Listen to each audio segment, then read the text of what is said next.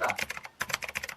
Sampai hari ini orang Vietnam itu masih ngirim orang ke Indonesia untuk belajar tentang pertanian dan perikanan, dan bibitnya itu belinya dari kita. Cuma gilanya kita beli dari sana. Nah, artinya ada sesuatu yang mesti kita pertanyakan di kita sendiri gitu kan.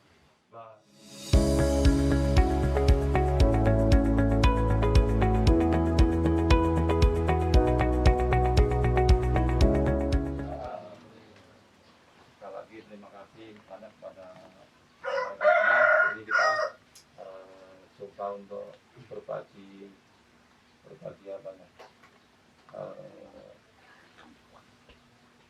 bagaimana sebenarnya kondisi ke depan itu kita sama-sama menghadapi sebuah persoalan yang rumit, khususnya yang menyangkut tentang perkembangan kehidupan. Seperti yang kita ketahui bahwa kehidupan kita ini tidak terlepas namanya peranan ekonomi.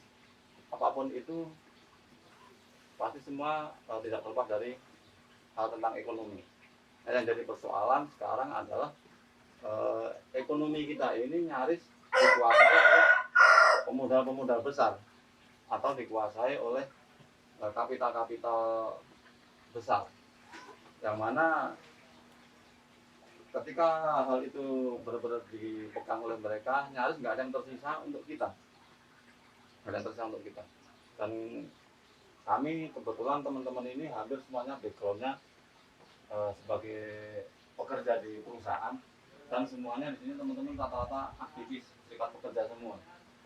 Di sini teman-teman aktivis serikat pekerja. Kalau dulu pernah dengar nutup jalan tol dari Bandung ke Cikarang, salah satu biangnya itu yang nutup di kilometer berapa dulu ya? Tahun 2012 ya? Nah, kita kan mulai dari sini nih awalnya, dari Pasteur di saat tahun 2012. Nah, itu memang kondisi ke depan akan semakin berat, di mana perkembangan industri udah nggak karu-karuan, dan perkembangan industri ini mulai menyasar ke dalam-dalam, termasuk lahan-lahan pertanian udah mau dibabat habis oleh kapital-kapital. Artinya di sini harus ada sesuatu yang memang mesti kita jaga bersama-sama.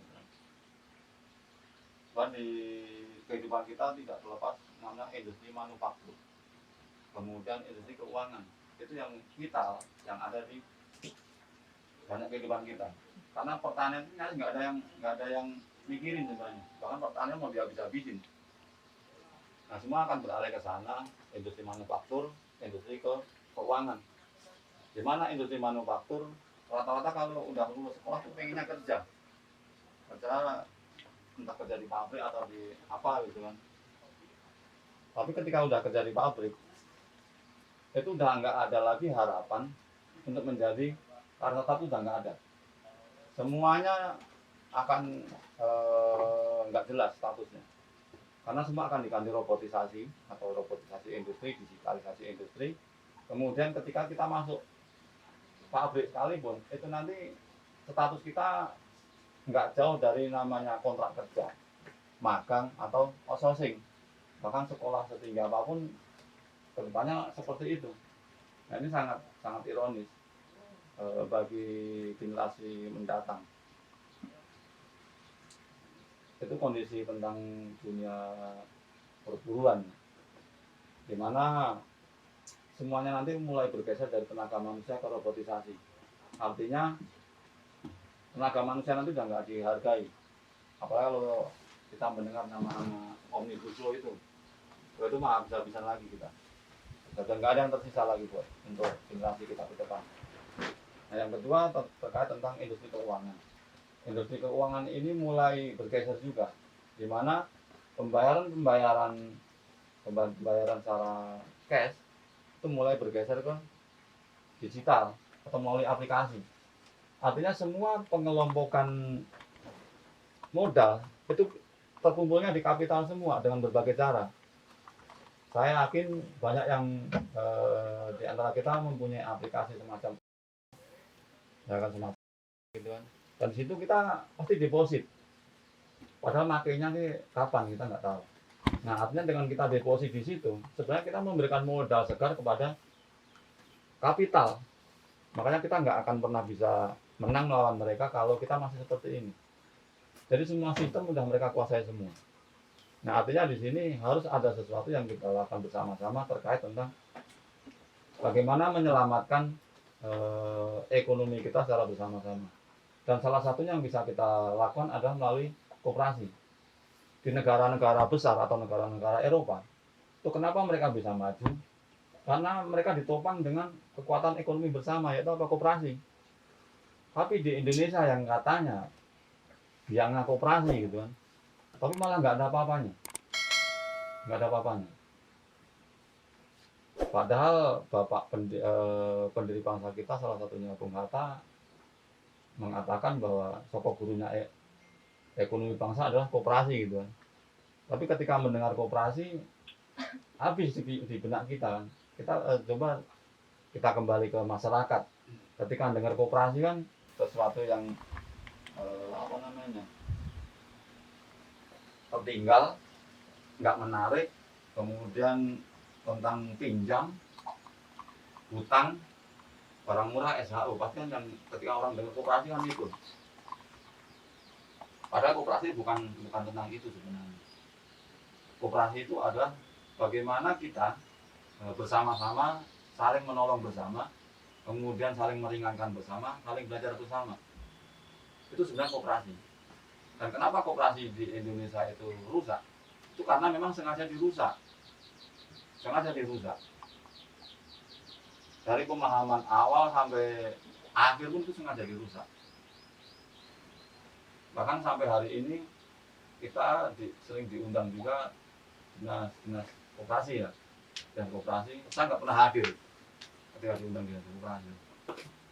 Bukan artian menjelekan tuh enggak, karena di dinas koperasi kita sering sekali diarahkan untuk bertemu dengan lembaga keuangan.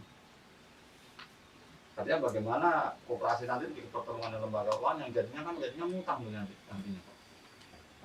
Padahal tujuan koperasi adalah menolong bersama tadi.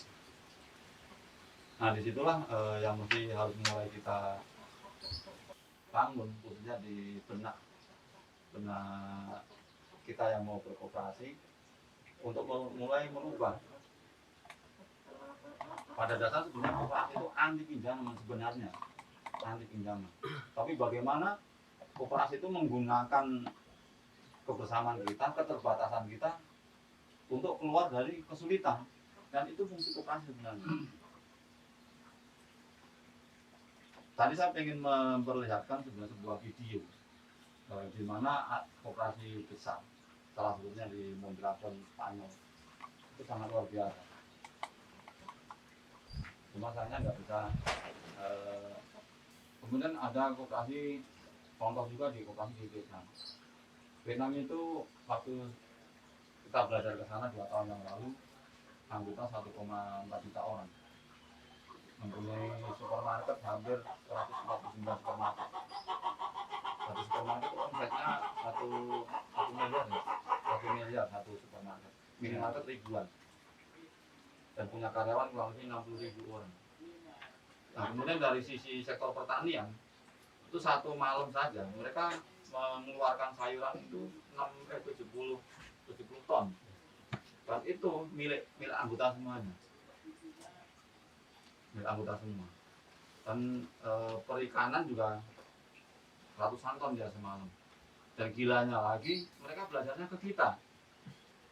Sampai hari ini orang Vietnam itu masih ngirim orang ke Indonesia untuk belajar tentang pertanian dan perikanan, dan bibitnya itu belinya dari kita.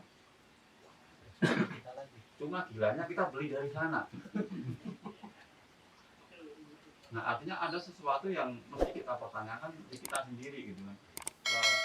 Kenapa kapital itu senang ke Indonesia? Karena di Indonesia ada semuanya. Ada semuanya, nggak ada yang nggak ada di Indonesia, ada semuanya. Makanya Indonesia jadi rebutan. Dan kita salah satu penduduk terbanyak di dunia, nomor 5 kalau nggak salah. Dan ini menjadi segmen pasar yang sangat luar biasa dari kapital. Makanya mereka berbondong-bondong ke Indonesia. Kalau orang kita pengen apa, pasti kita usahain kan, entah caranya ngutang atau apa. Nah, itulah yang disenangi kapital. Nah, artinya ini harus kita hentikan. Ini harus kita hentikan. Dan salah satunya adalah melalui koperasi ini. Nah, koperasi ketika pengen besar, itu kita harus berkolaborasi dengan banyak pihak. Artinya bagaimana kita harus saling mengoneksikan gitu kan. Misal, saya punya mimpi sebenarnya ketika kemarin ngobrol gitu kan, dimana di wilayah ini ada wilayah pertanian, ya kan, wilayah pertanian. Di sini nanti pengembangan pertanian, kemudian apa namanya, pemasarannya di perkotaan. Jadi udah saling terkoneksi, dan di situ nanti akan tumbuh lapangan pekerjaan. Artinya tumbuh lapangan pekerjaan itu, di situ teman-teman yang bekerja bukan hanya sebagai pekerja biasa, tapi sekaligus sebagai pemilik atas apa yang dia kerjakan. Kalau hari ini kan ketika kita bekerja, misalnya bekerja di pabrik atau apa gitu, yang kita kerjakan punyanya orang, artinya kita membuat kekayaan untuk kapital. Ketika perusahaan tersebut sudah nggak suka dengan kita, ya kita akan ditendang begitu saja kan, besok ganti orang lagi. Kemudian ketika nggak suka lagi, tendang lagi, ganti orang lagi. Nah, inilah yang ada dalam kehidupan kita. Nah, ini harus kita hentikan. Nah, salah melalui koperasi ini tadi. Nah, mudah-mudahan dengan kita nanti bisa saling keterkaitan antar wilayah dan antar lini, itu akan saling menguatkan. Dan potensi itu sangat besar terjadi. Karena masalah kita sebenarnya sama.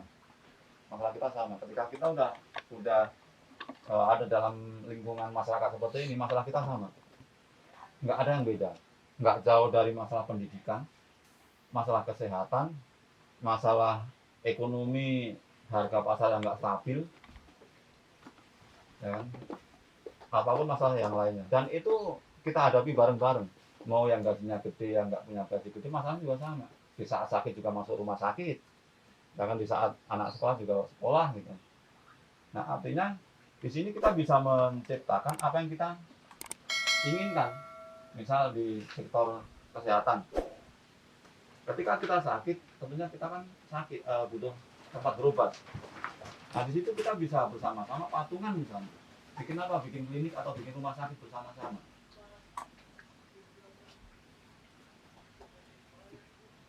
Ya kan? Kita bisa. Kemudian hari ini kita mungkin masih punya keuangan misalnya, yang kita taruh di mana, di bank-bank konvensional kan. Sebenarnya kita bisa membuat banknya sendiri. Artinya ketika kita naruh uang kita di bank, kan kita memberikan dana cuma-cuma atau modal kerja ke mereka kan. Yang mana akses modal kerja itu kan yang menggunakan akses terbesar kan kapital atau partnernya pemilik bank itu. Nah, jangan heran, kita nggak punya akses apapun terhadap perbankan. Atau kita sering sekali berbelanja misalnya, di daerah modern ya. Karena sekarang udah jadi gaya hidup juga. Padahal ada di toko sebelah atau tetangga kita larinya ke toko-toko modern itu kan, karena udah jadi gaya hidup. Nah, artinya di situ kita juga bisa membuat hal yang sama, di mana barang-barang nanti masuk itu adalah produknya dari masyarakat itu sendiri. Apakah kita bisa? Bisa. Karena pada dasarnya memang sebenarnya kan dari masyarakat itu. Yang kita butuhkan ada di sekeliling kita semuanya. Ada di kita semuanya. Cuma memang nggak terkoneksi dengan baik, nggak terbangun dengan baik. Nah, ini yang harus kita cari solusinya. Kita harus bareng-bareng. Nah, hanya koperasi inilah sebenarnya salah satu yang bisa membangun itu semua. Sampai hari ini negara-negara besar, negara maju itu ditopang dengan koperasi. Mereka koperasi nggak banyak, tapi besar. yang membuat kita koperasi di Indonesia Andil kan karena kita koperasinya sendiri-sendiri, kemudian nggak saling terkoneksi gitu kan, ya udah selesai. Kita nggak bisa jadi apa-apa dan kita hanya akan menjadi apa ya, jadi objek lah. Ketika semakin banyak koperasi itu akan semakin memudahkan kapital, kan nggak perlu marketing lagi dia. Kalau dulu harus ada marketing gitu kan, ketika banyak koperasi kan nggak perlu marketing. Nah, apalagi kalau teman-teman melihat ada yang namanya sekarang Blumat. Blumat itu punyanya yang ngembangin minimarket, tapi minimarket pakai vending mesin. Jadi vending mesin itu bisa ditaruh di manapun dan di vending mesin itu bisa diisi apapun. Artinya orang-orang yang jualan nanti itu udah nggak bisa ngapa-ngapain. Siapa yang tergerus? Kita lagi. Dan di kita di teman-teman kerawan kebetulan relawan kesehatan juga. Relawan kesehatan di mana kita membantu masyarakat yang kesulitan akses rumah sakit. Canggih itu kan sebenarnya ketika kita sakit kita nggak berdaya dengan apa yang dikatakan dokter kan. Padahal kita misalnya meriang atau panas biasa, dokter ngomong, wah bapak kena DBD, kita kan nggak berani bantah itu kan. Pak dokter punya obat sendiri-sendiri ya. Nah artinya kita pun menjadi permainan dari hal seperti itu. Nah dulu mungkin di saat atau orang tua saya dulu atau kakek saya gitu kan jarang sakit karena umurnya panjang-panjang juga. Kenapa pola hidupnya yang dia nggak neko-neko gitu.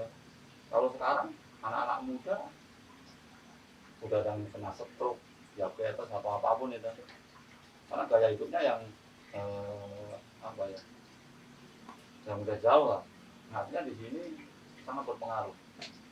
Nah di sini sebenarnya peranan koperasi itu memberikan edukasi atau belajar tentang banyak hal. Jadi bukan hanya sebatas tentang koperasi saja. Artinya masalah kita sama, nggak terlepas dari masalah pendidikan, yang mana kita bisa membuat sekolah secara bersama-sama. Kemudian masalah kesehatan, sebenarnya kita bisa membuat klinik rumah sakit secara bersama-sama. Kemudian masalah bisnis, kita juga bisa menciptakan bersama-sama. Misal contoh seperti air minum ini. Air minum ini ketika kita beli, hampir semua udah minum air kemasan kan sekarang kan. Sekarang udah semua, hampir semuanya. Satu botol yang 600 ml itu ketika kita beli berapa ya? 2.500 kan? 2.000, 3.000. Padahal biaya produksinya itu kalau pas kita cek kemarin produksi kita 30.000 karton ya. Itu hanya 800 perak. Kebayang nggak? Sampai ke kita 2.000, 3.000, 5.000 malah. Padahal itu 800 perak udah hapus botol-botolnya. Nah artinya ketika kita bisa memproduksi sendiri, itu bisa jadi kita jual 1.000 juga udah nggak apa-apa. Ya nggak apa-apa. Bahkan beberapa kali pun saya mencoba masuk ke petani-petani pun banyak yang dipakai tengkulak sekarang kehidupan mereka. Nah artinya ketika kita membangun akses tersebut, kemudian saling mengoneksikan antara petani kemudian dengan konsumen dimanapun berada, itu dengan sendirinya kita nanti pun akan bisa membantu para petani untuk membebas dari tengkulak. Tapi di sini memang tentunya dibutuhkan effort besar kan, atas apa yang harus dilakukan, karena merubah gaya hidup, merubah pola pikir ini nggak gampang, khususnya apalagi untuk anak-anak muda. Kalau koperasi ini dibangun oleh anak-anak muda luar biasa. Harapan sama anak-anak muda yang gerak untuk nembus ini semua, karena mereka nantilah yang akan membangun masa depan gitu. Contoh di Amerika tuh kayak listrik itu yang mempunyai koperasi, artinya mereka yang mengendaliin.